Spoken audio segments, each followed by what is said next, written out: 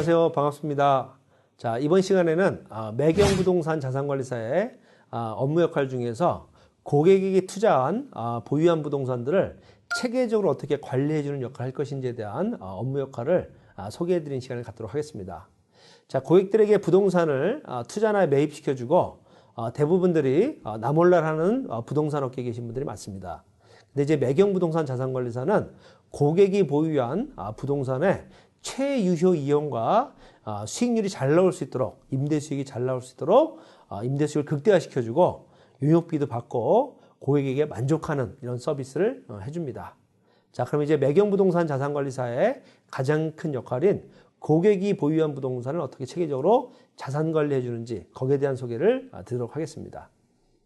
자, 매경부동산 자산관리사의 업무 역할 중에서 가장 핵심적인 역할 중에 하나입니다. 부동산 자산관리사 업무 역할.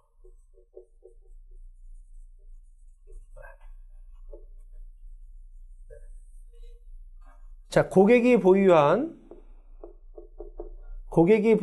부동산에 대해서 고객이 부동산을 투자하거나 매입시켜주고 고객이 부동산을 갖고 있으면 뭐만 나오죠? 세금과 은행이자만 나오죠. 그래서 고객이 부동산을 갖고 있을 때 이거를 효율적으로 운영해주는 역할을 이제 해야 됩니다. 그리고 이제 매경부동산 자산관리사는 이 보유 단계에서 고객들이 갖고 있는 부동산을 운영해주거나 관리해주면서 유용료를 매달마다 수익을 얻어갑니다. 그래서 고객이 보유하는 단계에서 제일 중요한 게 임대 수익을 극대화시켜줄 수 있는 전략을 수립해줘야 됩니다. 자, 그래서 수익형 부동산으로 만들어줘야 되고, 아파트도 이제 월세가 나오는 아파트, 자기가 사는 게 아니면 토지도 창고를 짓거나 월세가 나올 수 있도록 그거를 컨셉을 잡아서 보유하는 동안에도 수익이 나와야지 2년, 3년 동안 그냥 갖고 있다가 세금만 내면 안 되죠. 그래서 갖고 있는 동안에 어떻게 운영할 것인지에 대한 방향과 전략을 세워줘서 이제 수익이 잘 나올 수 있도록 해주고, 또 수익형 부동산 같은 경우에는 월세가 잘 나올 수 있도록 해주는 게 가장 중요하죠. 자, 그래서 이제 수익형 부동산은 크게 세 가지가 있습니다. 주거형이 있고요. 그 다음에 상업형이 있습니다. 상업형. 주거형은 크게 세 가지가 있어요. 오피스텔, 그 다음에 원룸주택, 그 다음에 도시형 생활주택. 있고, 자, 상업용도 세 가지가 있습니다. 세 가지가 분양상가, 그 다음에 상가주택, 그 다음에 상가빌딩. 요즘에도 꼬마빌딩이라고 하죠. 꼬마빌딩. 이렇게 해서 두 가지로 해서 주거용과 상업용으로 나왔습니다. 자, 그럼 이제 이렇게 주거용과 상업용을 수익형 부동산을 이제 어떻게 자산 관리하는지 좀 설명을 드리겠습니다. 자, 그래서 이제 수익형 부동산을 자산을 잘 관리할 때는 크게 네 가지를 기준으로 해서 관리해 줍니다. 첫 번째가 임대 관리, 그 다음에 연체 관리, 시설 관리, 행정 관리.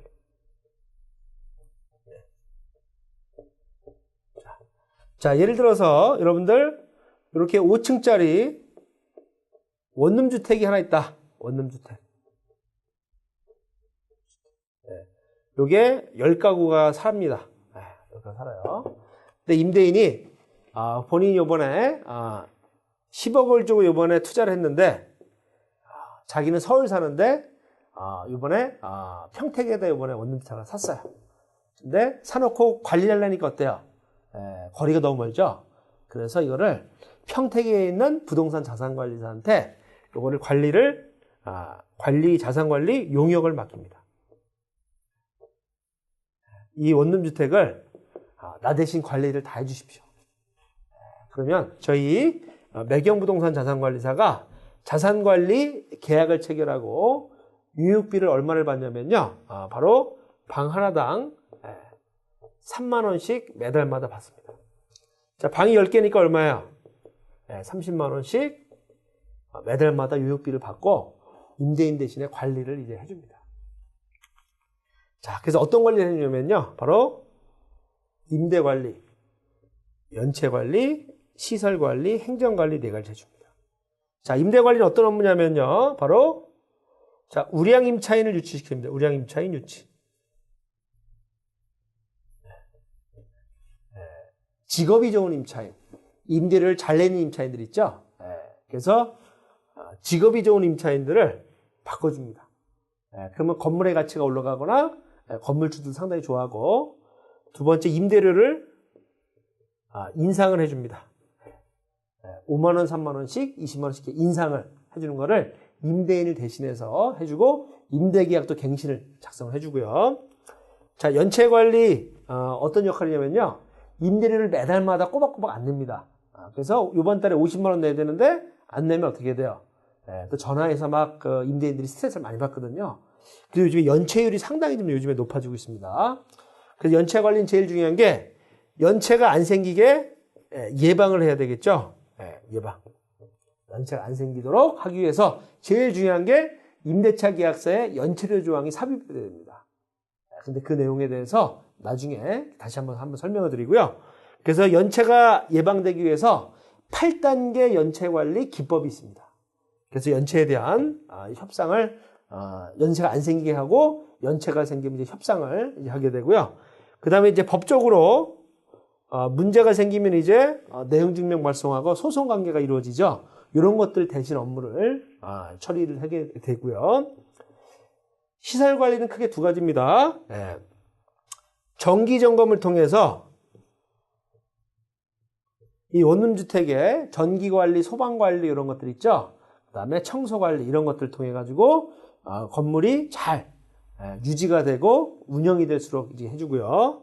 그 다음에 하자 보수 공사.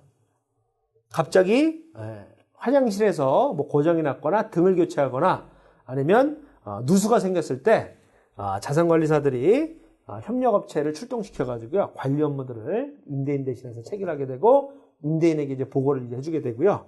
근데 행정관리는 크게 공문 발송.